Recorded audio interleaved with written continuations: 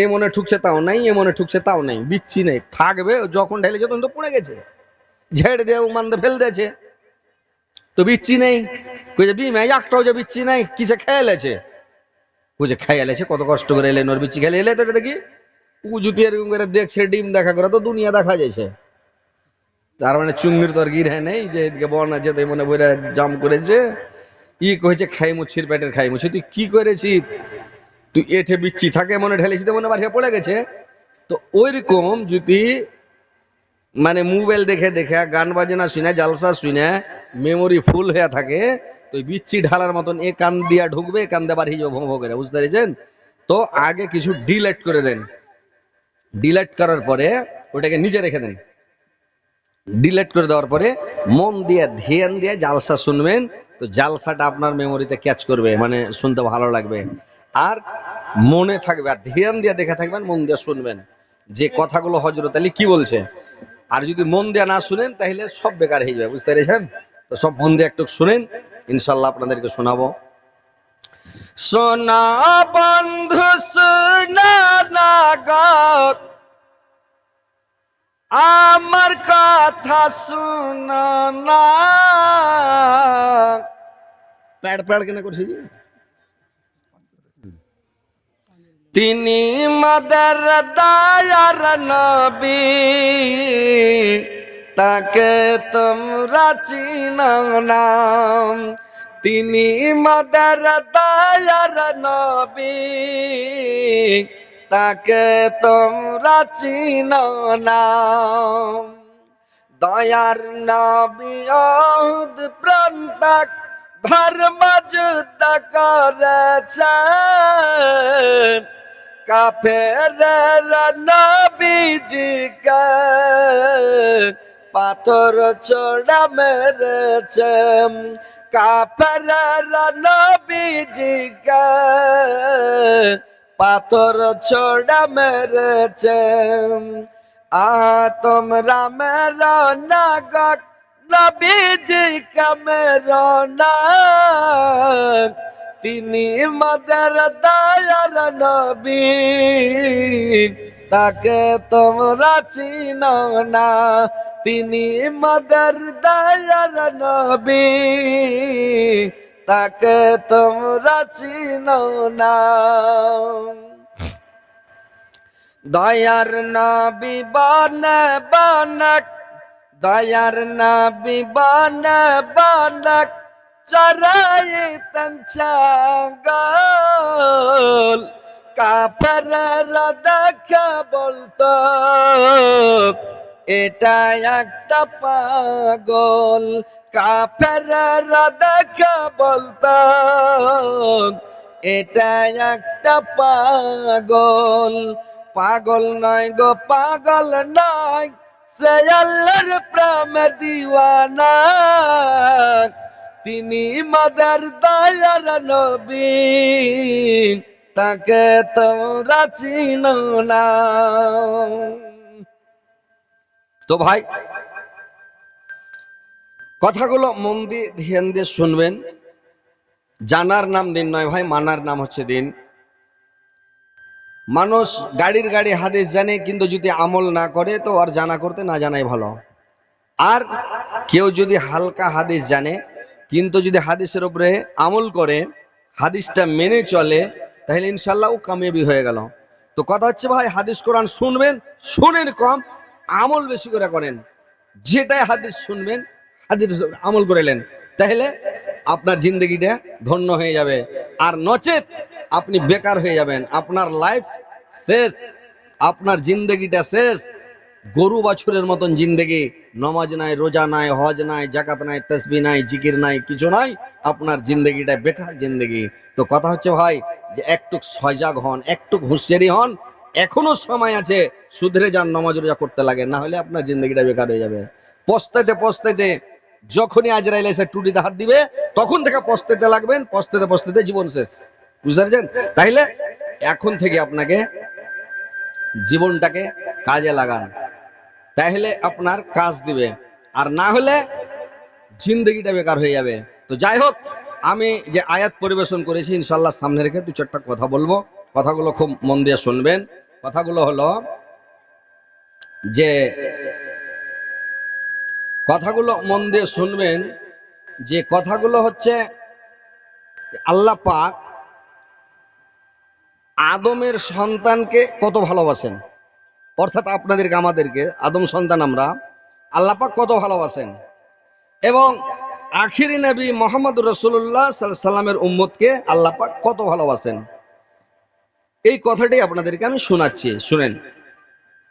আল্লাহ পাক যখন আদমকে তৈরি করবেন, তো আল্লাহ পাক ফেরেশতাদেরকে ডাকলেন, আর ফেরেশতাদেরকে ডেকে মাশওয়ারা করলেন, জিজ্ঞাসা করলেন, ওয়াইন ক্বালা রাব্বুকা লিল মালাইকাতি ইন্নী জাইলুন ফিল আরজি খলিফা। ফেরেশতাদেরকে বললেন, রে আমার ফেরেশতারা, আমি দুনিয়ার বুকে, জমিনের বুকে, মাটির উপর একটা প্রতিনিধি বানাতে চাই।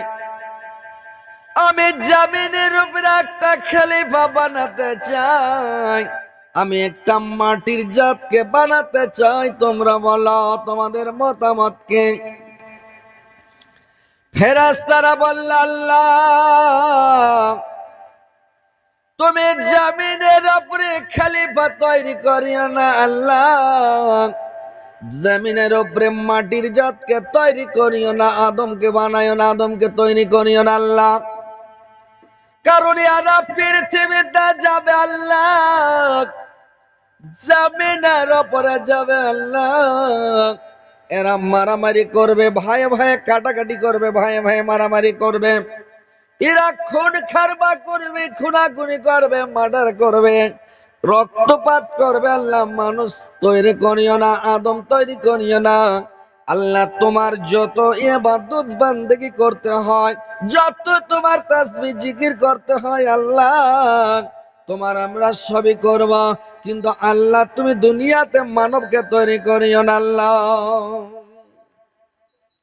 আল্লাহ বললেন, ইন্নী আ'লামু মা লা তা'লামুন, আমি যা জানি তোমরা জানো না। আল্লাহ বললেন, আমি যা জানি তোমরা জানো না, আমি খলিফা তৈরি করব। এইবার আল্লাহর কারিশমা, আল্লাহ পাক অনেক লম্বা চওড়া ঘটনা আছে রে ভাই, আমি সংক্ষিপ্ত আপনাদেরকে বলছি যে আদমের সন্তানকে আল্লাহ কত ভালোবাসেন। আল্লাহ পাক বললেন, এবার আমি খলিফা তৈরি করব। এবার আল্লাহ পাক করলেন কি, আদমকে তৈরি করলেন, মাটি থেকে সৃষ্টি করলেন, মাটি থেকে তৈরি করলেন, মানা হয়ে গেল, আদমকে বানিয়ে রেখে দিলেন। এবার মাটির দেহ পড়ে আছে কতকাল, অনেক দিন পর্যন্ত মাটি পড়ে থাকলো, আদমের বডি পড়ে থাকলো, আর বডি শুকিয়ে টনটনা টান হয়ে গেল। যখন ঠোকা মারছে তো খালি টান টান টান টান করে বাজছে, বডি শুকিয়ে গেছে। এইবার আল্লাহ পাক করলেন কি, রূহটাকে নিয়ে আসলেন, আর রূহটাকে নিয়ে এসে যখন ওর বডির কাছে এসে যখন ছেড়ে দিল, তুমি আত্মার মধ্যে প্রবেশ করো, ওর আত্মা কোন দিক দিয়ে যাবে দিশা পাই না, কোন দিক দিয়ে যাবে, খালি ঘুরছে, চতুর্দিক দিয়ে ঘুরতে ঘুরতে ঘুরতে ঘুরতে লাখের মধ্যে যেমন ঢুকেছে, যেমন লাখ দিয়ে গেছে, লাখের মধ্যে যেমন যাবো রে ভাই। অনেক দিন থেকে পড়ে আছে লাখে, গর্দা পড়ে, ধুলা ধসড় পড়ে, গেন্দা মানে লাখে গেন্দা হয়ে আছে। এবার যেমন লাখ দিয়ে ঢুকেছে, একবার পাড়াম করার হাঁচি বানিয়ে গেছে। এবার বডি তৈরি হয়ে উঠে বসে গেল, আর লাখ দিয়ে ফটাং করে হাঁচি যখন বেরিয়ে গেল, আদমের মুখ দিয়ে বলল, যেমন হাঁচি পড়লো, বললো আলহামদুলিল্লাহ। সাত আসমান, সাতটা ভাগ জমিন, সারা বিশাল বিশ্বতে যত কিছু আছে, সমস্ত জিনিসের তারই প্রশংসা করা হয়ে গেল। এবার যেমন হাঁচি পড়ে গেল, তো হাঁচি যেমন পড়ে গেল, এইবার ফেরেশতারা তখন বুঝতে পারল যে সুবহানাল্লাহ, এর হাঁচি পড়ার সাথে সাথে আলহামদুলিল্লাহ এ শব্দ তো আমরা জীবনেও জানি না। এইবার করল কি, যেমন এই কথাটা বলার ভাই, আল্লাহ পাক বলে দিলেন, ওরে আমার ফেরেশতা তোমরা যতগুলো আছো, যত আমার ফেরেশতা বর্গ আছো তোমরা, এইবার ফেরেশতারা সবাই তামাশগির, চতুর্দিকে তামাশগির ফেরেশতারা একবারে ভিড় লাগিয়ে জমিয়ে দেখে আছে। এবার যখন সমস্ত ফেরেশতারা ভিড় লাগিয়ে জমিয়ে আছে দেখছে, আল্লাহ পাক এবার আদমকে লক্ষ্য করে করে সমস্ত জিনিসের নামগুলো শিখিয়ে দিয়েছে। আল্লাহ পাক শিখিয়ে দিয়েছেন। এবার আদমকে বলল, কালা ইয়া আদম আম্বিহুম বিআসমাইহিম ফালাম্মা আম্বাহুম বিআসমাইহিম। হে আদম, তুমি এই সমস্ত জিনিসের নামগুলো তোমরা বলে দাও। এই সমস্ত জিনিসের নামগুলো তোমরা বললো।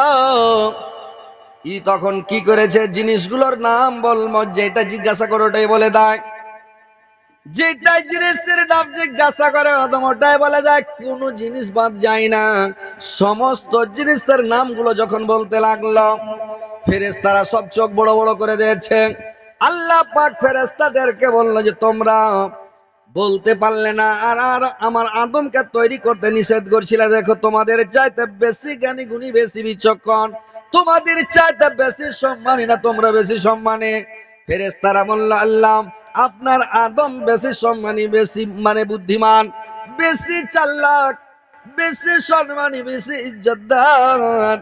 এবার আল্লাহ বললেন, তোমরা আমার আদমকে একটা সম্মানের সাজদা করো, তাকে একটা তোমরা সম্মানের সিজদা দাও। এবার যখন তাকে সিজদা দিতে গেল রে ভাই, সব যত ফেরেশতা ছিল সবাই তাকে একটা সম্মানের সিজদা দিতে লাগলো। আর ইবলিস আজাজিল করেছে কি? আজাজিল দূরে দাঁড়িয়ে আছে। আজাজিল দূরে দাঁড়িয়ে আছে। আজাজিল কিন্তু সিজদা করে না। তাকে সিজদা যখন করলো না আজাজিল, আল্লাহ পাক আজাজিলকে ডাক দিছে, এই আজাজিল, এই আজাজিল, এটা শোন। আজাজিলের কথা আজাজিল শুনে না, ভালো করে ডাকলে শুনবে না। ছেলে পিলাকে যদি ডাকে, এই আব্দুর রহমান, শুনতো, ও শুনবে না। আব্দুর রহমান শুনে না, রেগে গেল, রহমান আমা কি কইছ, ওকে দু চড় লাগায় কি লাগায় না। আব্দুর রহমান আব্দুর রহমান করেছে, আর আব্দুল খালেক আব্দুল খালেক করে ওকে ডাকছে, ওর মোচের উপর দিয়ে চিল্লিস। যখন ওকে রেগে কইছে তখন শুনে লিছে নাকি। এই যে শয়তানের মানে ভীষণ ওর মধ্যে। আজাজিলকে আজাজিল আজাজিল করে ডাকছে, কথাই শুনে ওর মোচের উপর দিয়ে চিল্লিছে। আল্লাহর রেগা বলছে, আই ইবলিস শোন। ও তখন কি কইছে আল্লাহ, বলে রে শোন, বলে কি, বলে সবাই সিজদা করলো, তুই সিজদা কেন করলি না, সিজদা কর। কইছে আল্লাহ আমি আদমকে সাজদা